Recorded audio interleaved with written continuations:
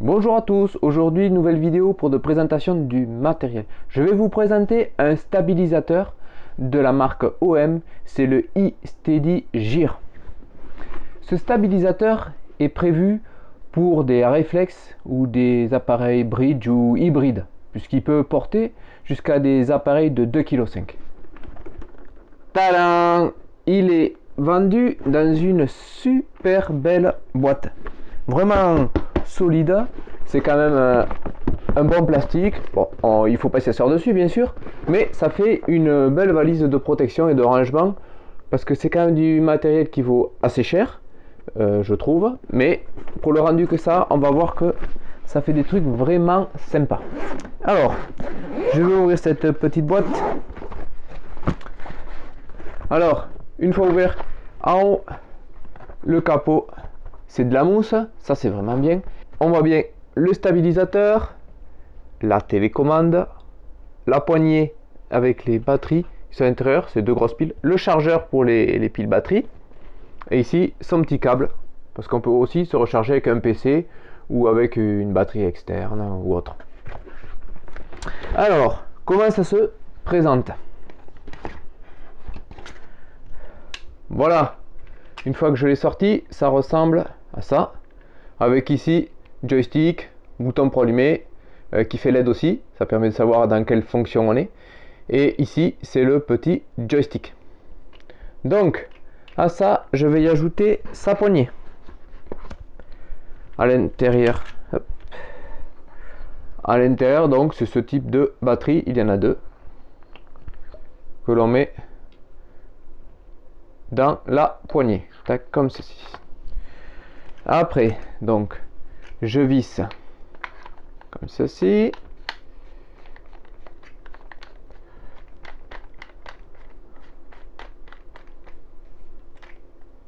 Voilà. À l'arrière, ici, on voit bien la vis pour visser sur un trépied ou un monopode, car c'est quand même assez lourd. Déjà à nu, ça fait 1,2 kg, et quand on va y rajouter un réflexe, mon réflexe fait environ 1,3 kg, ça fait qu'on se promène avec quelque chose qui fait 2,5 kg. Donc s'il faut rester longtemps, c'est vrai que c'est pas bon. On sent que sur le bras ça pèse. On va installer le réflexe dessus. Par contre, il va falloir régler tous les axes, c'est-à-dire ici, avec cette petite molette rouge, on peut faire bouger la poignée. Il va falloir essayer d'équilibrer ici tout le poids ici dans l'axe. Et ça va être pareil pour tous les moteurs, tous les chariots si vous voulez. Donc ici, vous voyez, c'est pareil, il y a un axe avec la vis ici, et il va falloir régler ici, essayer d'équilibrer au mieux. Si jamais on n'équilibre pas, déjà ça abîme le matos, et en plus ça va pas marcher correctement, ça va vibrer dans le poignet, c'est vraiment pas marrant. Alors, et là aussi bien sûr, hop, autre vis de réglage ici. Derrière ici, il y a le petit câble qui passe, c'est le câble qui vient alimenter le moteur. Donc, attention. Un petit accessoire qui est fourni avec et qui est drôlement pratique aussi, c'est ça.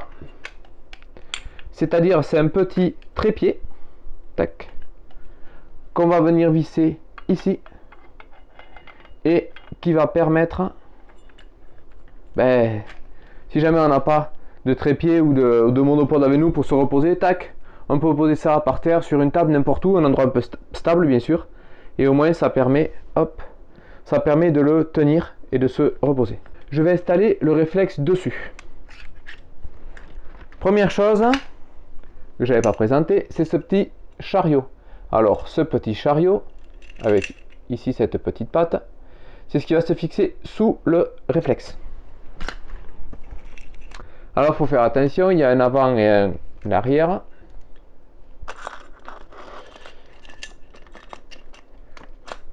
Ici cette pièce, c'est pour venir soutenir l'objectif. Bon, moi ici l'objectif il est vraiment pas très grand, donc même si je le mets pas, que je le tourne vers en bas, alors je vais le mettre à peu près au milieu, comme si au bout, hop, comme si cette partie devait être à peu près au niveau de l'objectif. C'est comme ça que je vais le mettre au début, et après on verra. Il faut bien serrer, bien dans l'axe, et après on va venir le mettre sur le Steadicam, car le Steadicam il faut l'équilibrer avec le réflexe, c'est normal. Sinon, ça sert à rien. Donc, maintenant, on va passer à la partie équilibrage. Il faut réussir à bien équilibrer son objectif. Je l'ai fixé dessus, n'importe comment, et je ne l'ai pas du tout équilibré. Donc, il va falloir essayer de l'équilibrer au mieux pour qu'il fonctionne correctement, sinon ça va être une vraie galère. C'est que je vais essayer de mettre, voilà, de le mettre à peu près dans l'axe ici. Là, je pense qu'on se serait à peu près bien. Je vais essayer de reculer un petit peu plus. Voilà, je serai bientôt au maximum. Voilà, pour essayer qu'on ait le poids dans l'axe. Après, celui-là qu'on peut régler, c'est celui-là d'ici. Ah, comme ça. Et on va voir qu'il faut qu'il essaye de se tenir à peu près sans trop partir en arrière. Donc là, je vais dévisser. Hop. Voilà. Maintenant, je le tiens ici. Là, je vais regarder. Il part encore vers l'arrière. Je vais l'avancer un peu. Alors, moi, ce que je vous conseille, bien sûr, c'est de pouvoir faire, hop, ces réglages une bonne fois pour toutes. Et après, vous faites vos petites marques dessus. Alors, maintenant qu'on a fait celui-là, tac. Ah, mon objectif s'est mis un peu en travers. Vérifier. Ouais, on est pas mal. Ici, là, à côté de mon doigt, il y a une petite bulle qui permet, normalement, d'essayer de la mettre au milieu. C'est ce qu'on retrouve un peu sur les trépieds. Ça aide à peu près à avoir quelque chose de niveau. Alors, si je le lâche, vous voyez, là, il part complètement d'un côté.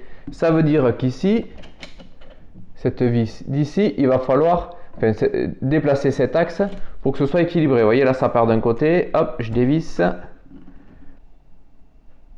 Ouais, voilà. Là, je serre. Maintenant, normalement, on est à peu près bon partout. Donc, ce que je vais faire, c'est que je vais allumer ici. Là, on va faire un appui long. La LED va s'allumer. Et normalement, hop, voilà. Il va se mettre face à moi, vu que c'est dans cette position qu'il est, puisqu'ici, vu que la partie bouton c'est l'arrière, c'est le côté on va dire vidéaste, et là c'est vers l'avant, c'est ce qu'on vient filmer. Donc je vais le retourner, hop, voilà. Maintenant je vais vous parler des différentes fonctions. Il a en gros 3 modes de fonction. Là ici on est dans le premier mode. Le premier mode, c'est-à-dire dès que je vais baisser le Steadicam, vous voyez, hop, comme ça, là, je le baisse. Automatiquement, dès que je vais le baisser ou le faire pencher vers l'arrière, il va toujours garder l'axe avant. Si jamais je tourne sur le côté gauche, il va suivre, il va aller vers le côté gauche doucement. Et si je tourne de l'autre côté, hop, il va se déplacer horizontalement mais doucement. Passons au deuxième mode. Pour changer de mode, c'est très simple. À l'arrière, il y a un petit bouton, c'est un petit joystick. Je vais appuyer 2 fois dessus.